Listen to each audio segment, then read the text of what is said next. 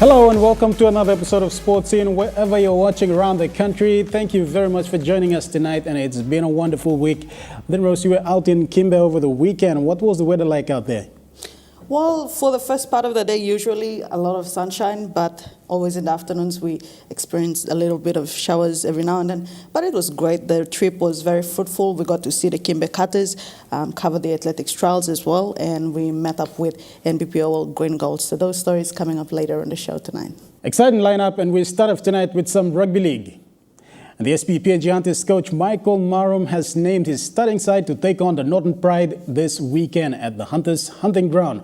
That's the Oil Search National Football Stadium here in the nation's capital in the Intra Super Cup Round 2 clash. After last weekend's standing loss to Tweed Head Seagulls, coach Michael Marum sums up his side to take on the Northern Pride at home this weekend. Mackenzie A comes in the starting side to replace injured Ila Alu, who will be out for at least 6 weeks. Ila Alu will be out for a couple of weeks, maybe two months maybe. Yes, he had a sustained injury from that game last weekend against the Tweed, second half. Prepared all throughout the preseason just to play, and in the round one it's unfortunate I got the injury, but that's something that I can't control. But it's all about getting myself right and probably getting this injury out of the way and trying to get myself prepared for what lies ahead in the future in the upcoming games. So. Junior Rao takes up his wing position after serving his one-match ban, pushing Brendan Nima to the interchange bench. Yeah, I want to tell all the supporters to come out and support our team for this first home game for 2019. The boys, we really need their support like every home game and to win the game. Beefing up the forward pack, Stanton Albert and Apel Kanyas joins the extended bench. These are the only changes Coach Marum made for round 2. Otherwise, most of the side has been retained from round 1. On report, I think we had Mackenzie A. He was cited for dangerous tackle there, so he escaped. He's allowed to play. So we took an early play on him. So yeah, so he's in that second row position starting. A lot of work for the halves to do. William Monet, Charlie.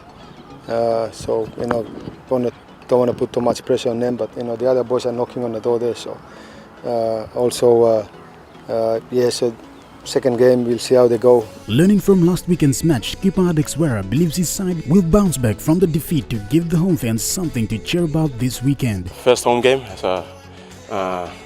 as skipper, we're running with the skipper position, and it's my first game, so it's like a little bit pressure to me. But I hope that my boys at the back, and we know that we're gonna do well in there and come out as a winner. So the halves Charlie Simon and William Moner were tested in their first outing, with Simon realizing the importance of getting their combination right and finding the formula that works best for the team. Last week beat script really Willie lo combination no toto namel lumit ko lo distribute ball go gamso. I think pamita build up more lo Thursday training go sa na bili mo lo this weekend game mo better mo. The Curtain Racer this weekend will be a Digicel Cup trial match between debutants Central Dabris and Gulf ISO. Kick-off at past 12 p.m. The SP Hunters takes on Northern Pride at 3 p.m. in their first home game for 2019 and round 2 of the ISC competition. Gates at the Oil Search National Football Stadium opens at 11 a.m. on Sunday, March 17, 2019. All right, and all the best in the boys' preparation towards the round 2 clash. But moving on, the Heave Cup was a success. The well-organized event staged by current PNG Orchids forward Tahina Boot and Coach David Wesley had special guest and Grasscut Project Ambassador Amelia Cook up from Brisbane to promote the gender equality and women's issues. The event also celebrated International Women's Day, which fell on Friday. Let's check out the highlights of day 1 of the competition. The Heave Cup in its inaugural year turned out to be a huge success. That's according to Grasscut co-founder and event coordinator Tahina Boot. To be honest, I knew the turnout would be good. I wasn't expecting to have, by 12 o'clock, 1,500 people walk through the gates, and it's just the first day. So we're absolutely ecstatic that people have wanted to come, to Oil Search Heave Cup to check out the NGOs, all the health partners, and also play football. Right from the get-go, 24 teams, 12 men's and 12 women's side braved the heat and relative humidity in the air to put on a show like never before.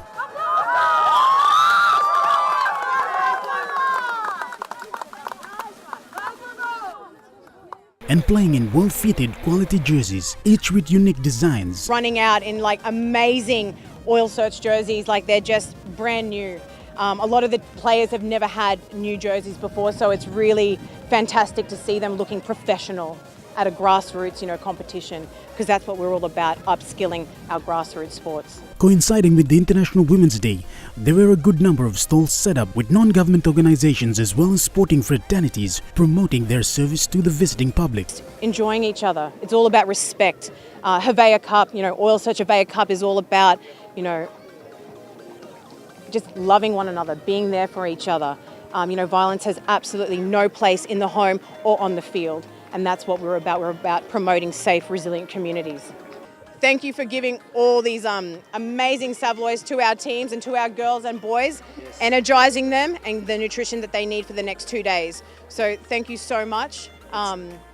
It's amazing, so thank you. Yes, it's our pleasure to be supporting this project, Heave Cup, this weekend. And all the best. Thank you. And for every person that visited every stall gets a chance to enter the draw to win up to 30,000 kina worth of prizes, courtesy of Brian Bell Foundation. Grasscut Project Ambassador Emilia Cook was a notable figure at the Heave Cup. The WNRL and Orchids player was overwhelmed by interest shown by the women and girls at the event. Yeah, it's very pleasing. I didn't realize the impact that I had on little girls. I guess being, what I've done and how far I've come with rugby league, I guess they all want to be part of that now. And that pleases my heart. If I can influence a little girl and, if they want to be the next Emilia Cook in the future like that, that's good enough for me. And to see them all coming up and wanting to ask questions and have a chat to me about my story and where I've gone and where I am now, it's very inspiring. Boot also got a chance to share her life testimony as well as sharing the event's main objective to the sponsors and corporate partners alike. Also on hand to celebrate the event was the mother of Grasscut Project founder Tahina Boot, who was the inspiration behind the Heave Cup event. The first time here is inspiration because seeing the young girls out there and the young boys out there gave me a lift. And not only me, all the parents and spectators are sitting around there and they are all clapping and going on and happy. And this is one of the best day ever out here. And I want to see more of that come out here. Parents, grandparents, bring them out and watch the young ones play.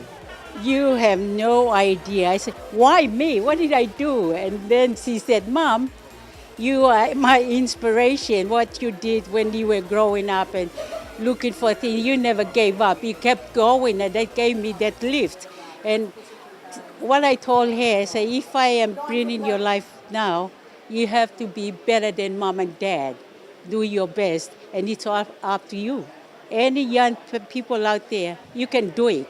And that's my message to all the young ones. Wonderful to watch because I was cheering for them.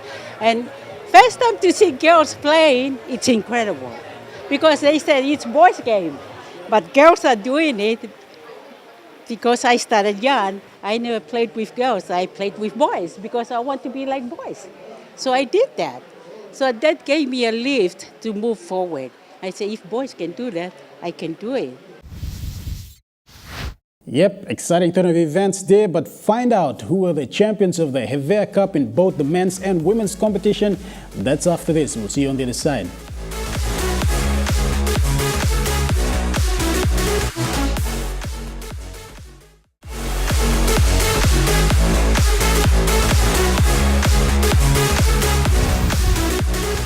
Welcome back, and still on the Heave Cup, the Aroma Coast Taurama Siporo Magpies snatched yet another trophy. Their second so far in 2019. The Magpies won the inaugural Heave League Rugby League Nines Cup, defeating Port Moresby Paga Panthers 18 points to 10 in the men's competition.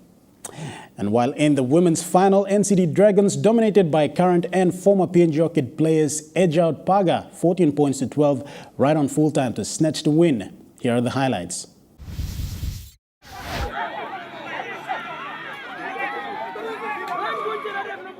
On day 2 of the competition, teams played out their remaining matches before the preliminary final was contested in both divisions just past lunch hour. And as the game continues, at the stalls, athletes were given helpful tips on maintaining healthy diets and proper nutrition.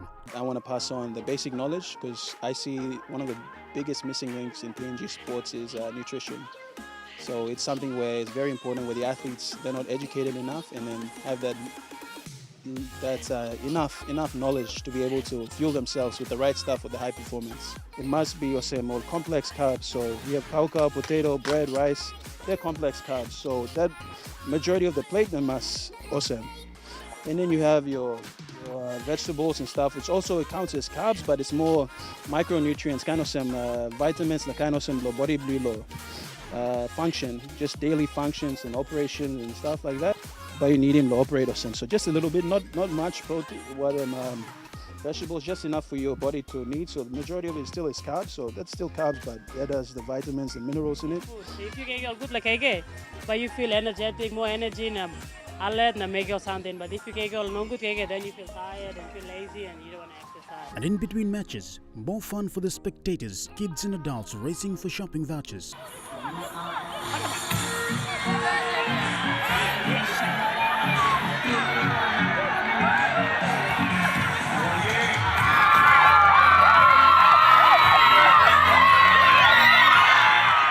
As the daylight fading into grey clouds with light drizzles overhead, it was Taurama Magpies and Paga Panthers contesting the cup in the men's finals.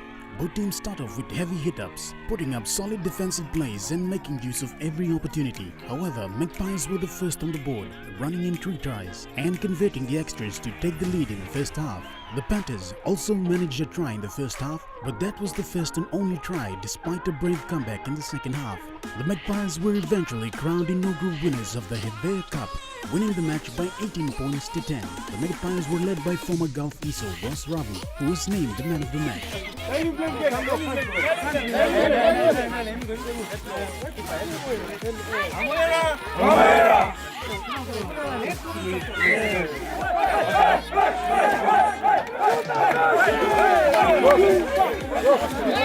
In the women's final between the NCD Dragons and Paga Panthers saw a spirited comeback from the Dragons to steal the win from the Panthers in the dying seconds to full time. The Panthers had their noses in front, leading by 12 to 10 with 2 minutes to full time, before some scrappy ball play saw them turning over possession. The Dragons capitalized on the error with the grandstand finish. Lisada was voted player of the match for her brilliant effort. To win the cup because we prepare for almost a month and a week. So I know all the girls they prepare well for this tournament. Over 2,000 people come and participate in Oil Search Heave Cup. We didn't expect these type of numbers. We're incredibly thrilled. And with the Heave passport, we had over 1,000 entries, so which is absolutely amazing. So 1,000 people went and saw 20 NGOs, specialist NGOs, and received the health education that we were looking to share. So overall, huge 2 days, and we're just incredibly humbled with the support that Papua New Guinea has given us. So we hope to run more of these Heave Cups over the country. Big congrats to Tahina for delivering such a wonderful competition that involved all of grassroots and just defined grassroots rugby. I think it couldn't have fallen on a better day than International Women's Day, and it just goes to show the raw talent that all the women have here, and then just to see the talent coming through. And this is a pathway that we're trying to set up for the future. And it was a fantastic day yesterday and an even better day today. And the rain caught us there, but it slowed down at the right time to get a good grand final hit out. And I think a few big names were in those both teams to go against each other. So it was just a great showcase of women's footy. Well, come on PNG, tell us if you want Heave Cup to come to your province. Let us know. Hit us up on Facebook, Twitter, and Instagram. You'll find us under Grassskirt Project. If you want this to be in your hometown, let us know. Moving on to football, the NBPOL Green Gold will be going over to Kokopo. That's coming weekend. Shane, you've been there in Kimbe. You've seen the first match they played against West Tribe FC. What do you think of the make of the team and the potential to, climb the ranks in the NSL?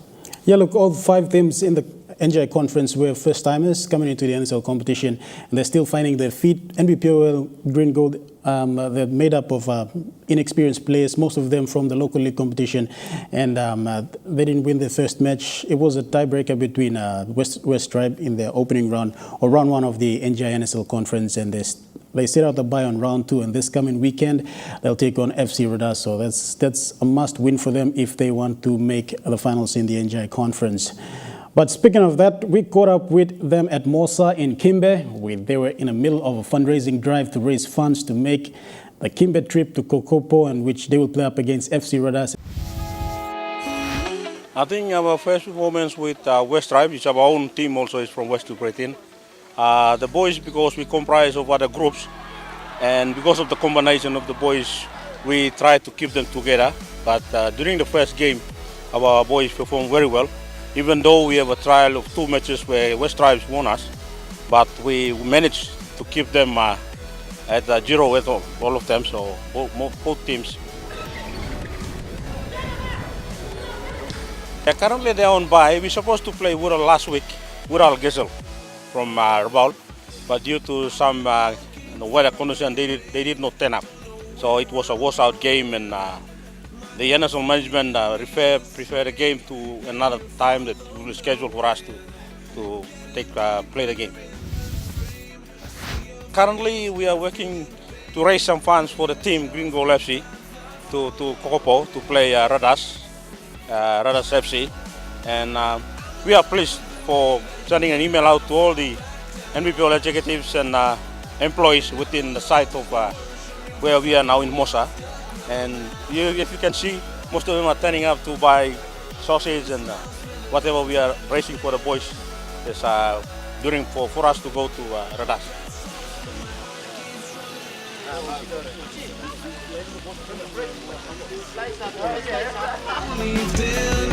Staring deep into your eyes makes it all forgiven. I feel my comfort will be blown, my fears will grow out of control. Yeah, you still walk the path I follow anyways. I think my boys are trained well.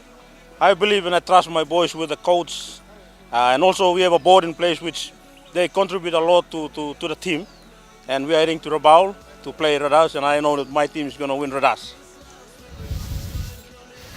Well, it's time now for another break now, but up next, Road to Samoa will bring you all the updates of our athletes or Team PNG's preparation towards Samoa 2019 games, and in particular, the athletics competition. You don't want to miss that. We'll see you on the other side.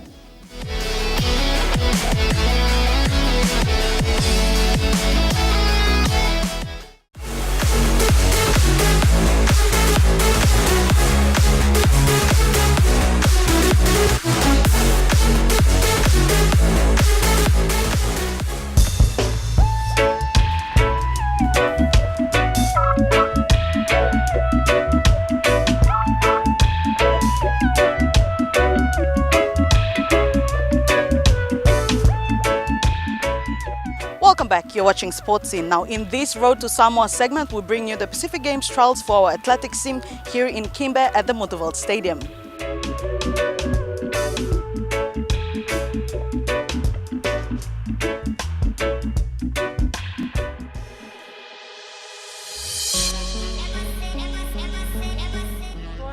Athletics PNG will be meeting with the Justification Committee of the PNG Olympics Committee next Tuesday, and an announcement of the Pacific Games squad is expected to be made soon afterwards. 54 athletes arrived early last week for the PNG Athletics Pacific Games trials, and 38 of them went on to set new personal best records. Among them were a number of elite athletes in the likes of Thoya Whistle, Edwin Monagi, Relly Caputin, Peniel Richard and Ephraim Lakin. And despite a little bit of rainfall that affected some of the afternoon events, all went well for the most parts. The track and field events both saw a number of great performances. A sensational event was the men's 800 meters, where Ephraim Lakin ran 1 minute 54 seconds and 43 to move up to second place on the PNG all-time best performance list behind national record holder Clement Abai. His presence was the competition Kaminil Matlan and Martin Orovo needed to step on their timing as well, clocking in 1 minute 55.31 and 1 minute 56.02 respectively. And 7 other athletes in the men's 400 meters, including the likes of decathlete Karo Iga, all ran under 50 seconds. And Eldon Totti was outstanding in the men's jumps with 7.15 meters in the long and 1.95 meters in the high jump. In the women's events, Leonie Bell ran a massive personal best of 55.85 seconds in the 400 meters and established herself as a serious medal contender in the 100 meters, as well with another huge personal best of 11.84 seconds. Young Monica Kalua was outstanding in the 3,000 meters and the 5,000 meters, winning both races, with Mary Tanger showing that she is getting back to her best form with timings of 11.05 seconds from the 3,000 meters and 19 minutes 56 seconds in the 5,000 meters. And with Poroga Hakave also in top form in the US, Donna Coniel on the comeback trail and Lian Tibu running a personal best of 2 minutes and 1.8 seconds for the 800 meters. The women are looking very strong in the middle and long distance. PNG women are shaping up well to maintain their dominance in the horizontal jumps as well. Rayleigh Kaputin recorded the best ever long jump on PNG soil with 6.1 meters, while fellow East Newbriton athlete Annie Topal placed fourth at the NCAA Division II National Indoor Championships in Kansas last weekend with a triple jump of 12.73 meters. My focus is to defend my 3 titles, my 3 gold medals at the Pacific Games, and that's what I'm really focused on right now. Even though I felt that I'm already there, judging from my training since the previous months, but I still have to fix some little techniques, and that's what I'm really working on right now. But looking forward for the Pacific Games, I know I will go out there and I will defend my 3 gold medals, and I'm really excited for that. Yes, we had some very good performances on the first couple of days, especially in the 400 and the 100 meters. Well, we obviously want to win as many medals as possible, and we started our preparations early. I think we're in a good position at the moment in terms of having a very strong squad.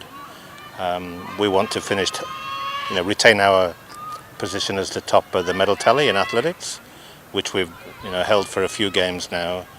So yeah, we just want to get up there with the gold medal count, somewhere near 20 again, like we had at the mini games. Meanwhile, PNG sprint queen Toa Whistle's appearance at this trial makes this her domestic debut since 2017. She has already achieved a PNG qualifying A standard in the 100 meters and B standard for the 200 meters in Australia, and after clocking in 11.57 mid last week, Toa is still confident that she will be the competition at the Pacific Games. How long have you been up at Goroka for training at NSI? I moved up there last year, just last minute decision, and then I moved up there. This year gonna be my 2 years in Goroka now. How's training? Training great now. At the Pacific Games, are we seeing you? Oh yeah, you see me, I'm back on the track again. So my running, fastest times and cutting has been a 3 competition for me, and cutting all my times down. So looking forward for the South Pacific Games. Now you've had a fair bit of rest from any form of competition, so will there be any opposition you are looking to face out there? Not really. Sometimes, all the young ones come strong, but you need to, set up your mindset. Like, you've done it for so many years, and you need to put it all together to race. So I'm not, I'm not doubting myself that. You're confident? I'm confident always. I think that's all for now. You have anything else to add? Yeah, ready for the South Pacific Games.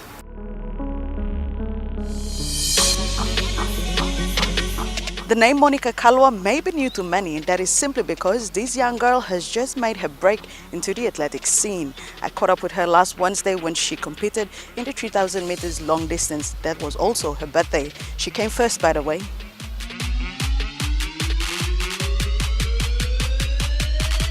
Mi pati aim lo mi se mi masta inside lo PNG team PNG na mila go lo Pacific Games lo win one pa gold medal. Representing Papua New Guinea one day may be a far-fetched dream for many, but for this Duke of York Islander in particular, she is on the brink of making that a reality. Unlike other kids, Monica spent her 15th birthday vying for the 2019 Pacific Games athletics team for PNG. For this passionate young athlete, no gift would compare to that of her finishing first among 6 runners, all of whom were older and more experienced than her in both the 3,000 meters and the 5,000 long distance. Elementary school, me start run, me looking Muslim. She was good, so we supporting him long all inter carnival blow schools and we go. Monica's participation in inter-school carnivals was the beginning of her journey that eventually paved way for her to her first regional competition in Kavieng in mid-2015 at the age of 10. She was attending Kavieng Primary School at Duke of York Island in East New Britain at the time. Orlando estimated me. Me banuna brand was me under 12. So all talking me not go. But then close to lot me continue lot training close to lot time blow me blog on and all talking the same.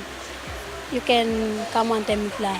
Because me plan got distance runner to so me plan need you. Sure enough, Monica not only got her first taste of a bigger competition, but also a gold medal in the 1,500 meters. Only invite me come long run, so he been making good.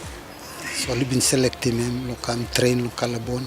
And 2 years later, these young lads would again represent East New Britain, this time at the PNG Games in West New Britain. The PNG Games here in Kimbe. And she did very well. Yeah, she got a silver medal, and she didn't show very clear. Now you can make him clear all trials belong now all timings only kisim me amamas. That's why me travel come looking him all trials. The now 15-year-old was then identified by the Federation and has been up in Goroka since the beginning of this year at the National Sports Institute in a training program while attending Goroka Grammar. The 9th grader has produced desired results at the trials when she led a race to the finish line in both the 3,000 meters and the 5,000 meters long distance. And while this young girl hopes for a spot in the PNG squad, her father on the other hand believes his daughter is capable of bringing home a gold medal. Through long all timing long, I think semi broken record finish, and I really believe she'll make it. I really believe she'll win a gold or a silver at the South Pacific Game. I said now I'm improve flow timing them, so I feel impressed about that.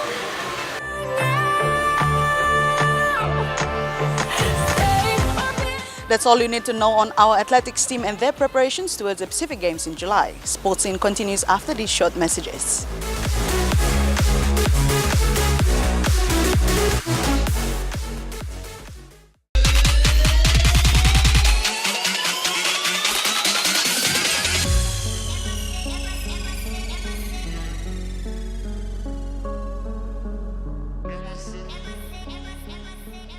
On tonight's post-match report, while starting off in the Highlands Conference, Simbuangra FC maintained their winning streak, thumping Aporomai FC 1-0 in the first encounter. Mount Hagen FC with a comfortable win over Anga Lima by 3 goals, and Blue Kumals defeated Kagwa Arave by 2-0.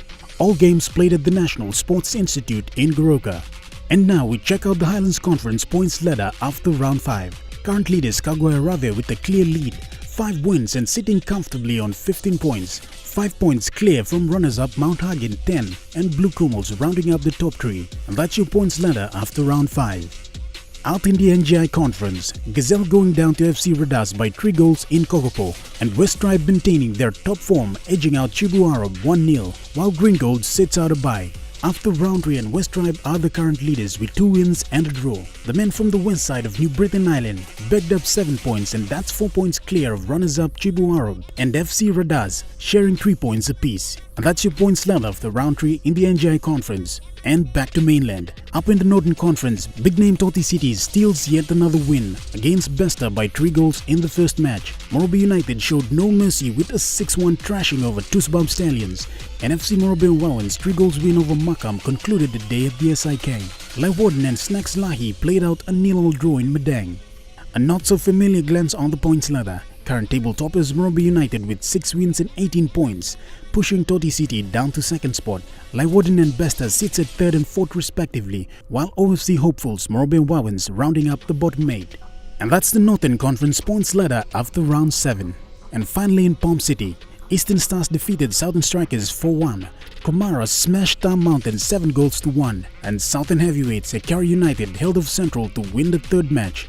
and FC Bougainville going down to Port Moresby United. All games played at the Sir John Guy Stadium, and the final look at the Southern Conference points ladder. A familiar sight, no changes with table toppers Hikari maintaining the lead, Port Moresby United and Gulf Kumara second and third respectively. Last placing Star Mountain yet to register a win. Now that's your Southern Conference points ladder after round 7. And that's been the post-match for this week. Up next is Sports News Brief.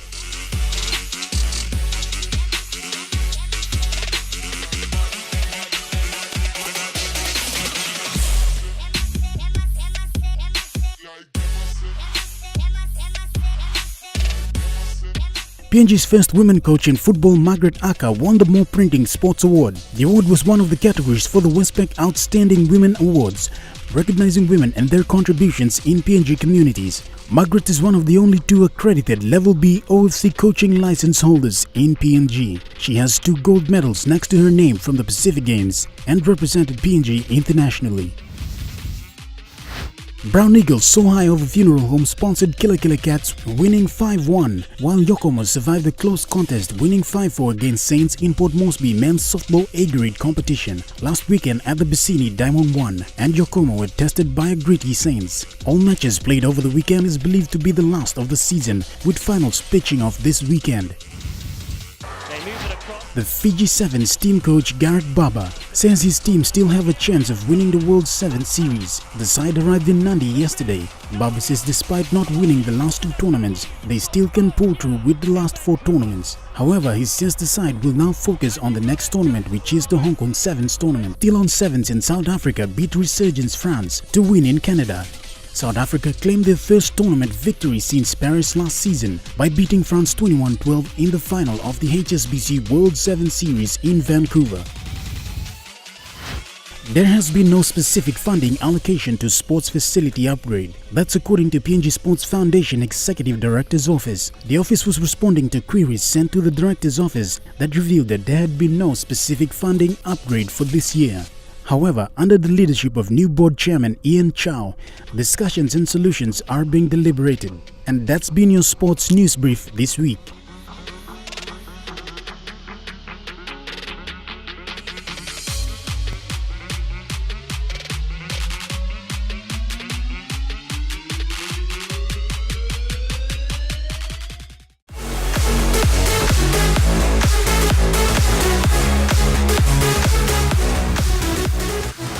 Welcome back. You're watching Sports Scene.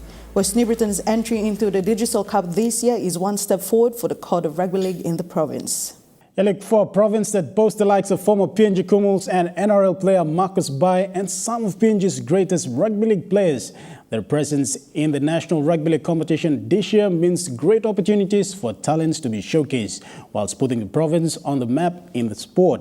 In this story, we take a look at their trial match against one of the competition's heavyweights, Snacks Tigers, and what's next. For the newly formed side, Kimbe Cutters, facing heavyweights the late Snacks Tigers the previous Sunday was the ultimate test of their capabilities going into this season starting April 7th. Although this is not the confirmed outfit, the make of the team is over 90% local and only 2 experienced players, that's former Wagitumba Michael Teke and former late Snacks Tiger Danny Gorea.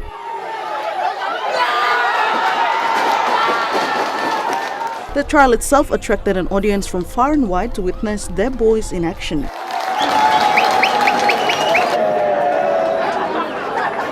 And sure enough, that was quite some action of rugby league they've witnessed in a very long while at the Sir Peter Humphreys Oval in Kimbe.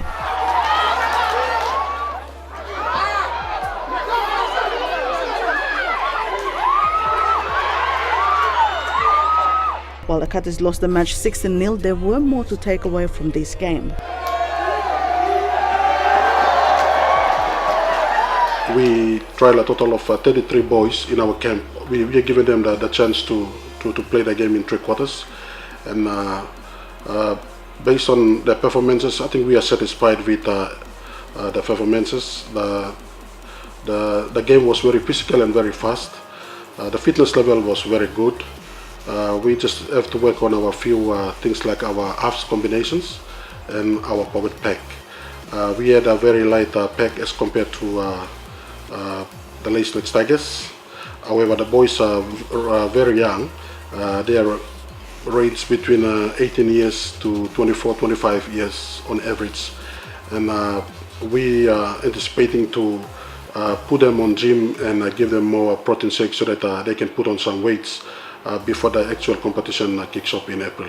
The team will be faring in the Digital Cup this season under the guidance of coach Jesse Alunga, who was the assistant coach to Michael Marum for the Gurias and a former player himself. You're right. Wait only been wait night there. So now slap and mas walk the wait night now. All absolute platui.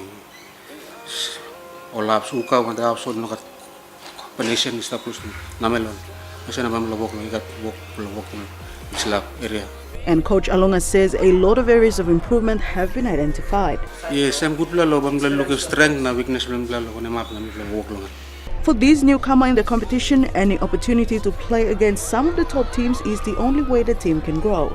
While climbing the ranks may be a challenge for them as a new team, the coach says it would be an ideal outcome if they finish the year on a good placing. For now, the Cutters are back in training as work is being done to make another trial match possible. While hosting the Pacific Games trials in Kimbe for athletics, PNG Athletics also took the time to run a coaching clinic where a total of 20 schools were involved. When I was told that there is a stadium going to be built, I was like standing on my feet. Because to build a stadium is not easy. And for a governor like Sasi to take the initiative and build a stadium for a province, it's something greater. So he has something at the back of his mind, and that is bringing up a lot of athletes from the province. Former athlete and coordinator who is now a teacher in Kai Primary School in Central Nakanai, Biala, Wilson Malana is already seeing a bright future for aspiring athletes in the province, given that there is already a world standard synthetic track in town. No one is to run there and then come back again. Everyone has one chance. Over 20 teachers from schools across Kimbe and a few from Central Nakanai attended a coaching clinic ran by the National Federation at the Mutterville Stadium. This is the lane one, the inside lane. Yeah. So the inside lane is A first of its kind and well received by all who attended, a West New Britain Schools Athletics Association has now been set up. And to the schools and the athletes around West New Britain, I want them to at least come in, participate, and we'll start our programs eventually, attaching with the Athletics Union and taking part in the programs that comes in this year. I think the NGI Regional Championship and the National Championship, eventually the PNG Games. Malana believes these will help identify talent from West New Britain for representational duties. It is a privilege once again that we are taking this initiative to at least take some of those hidden potential athletes from West New Britain especially to start running on the newest created facility, which is the stadium itself. These sentiments were shared simply because the tracks at Mutterville Stadium have already received validation. The Athletics Federation, the Oceania and the International Athletics Amateur Federation, the AAAF, they concluded that this athletics track in West New Britain, the Sasi Mutterville Stadium, is an all-weathered and it's up to international standard. And all schools that are yet to join, including interested individuals, are encouraged to join and participate as well. That's the reason why PNG Athletics Union have chosen this place for the final selection trial so they can run good times and qualify them. But for us, it's something greater. And eventually our students, especially the primary and the secondary school students, will be performing out from this stadium. For some of the students that attended a practical part of the coaching clinic last Friday, they got a feel of the track as well, while elite athletes were in training. Yeah, look, it's time now for our final break, but up next, we wrap things up here in Sports Scene. We'll see you then.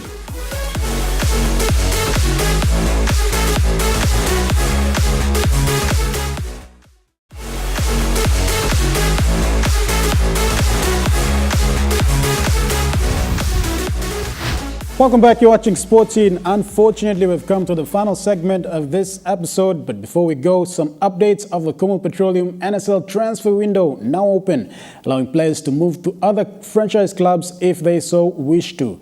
And we check out a quick brief from the OFC Champions League.